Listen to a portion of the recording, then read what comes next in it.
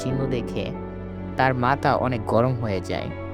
কারণ শেখাওয়াত ওই জঙ্গলে পুষ্পা শ্রমিকদেরকে অনেক মেরেছিল, যার কারণে তারা খুব আহত ছিল। এরপর পুষ্পা থানায় থাকা পুলিশদেরকে বলে, শেখাওয়াত আমার লোকদেরকে মেরেছে মানেই শেখাওয়াত আমার উপর হাত তুলেছে। তারপর পুষ্পা বলে সে তার সব শ্রমিকদেরকে এখান থেকে নিয়ে যাবে। যেটা শুনে পুলিশ অফিসার তাকে বলে, আপনি যদি সবাইকে এখান থেকে বের করে নেন তাহলে আমাদের চাকরিও এখান থেকে চলে যাবে।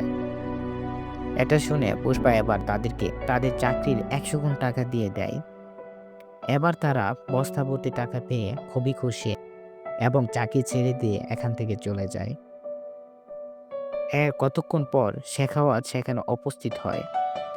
তারপর সে সেখানে কাউকেই দেখতে পায় না, যেটা দেখে সে বুঝে যায় যে পুষ্পা তাদেরকে টাকা দিয়ে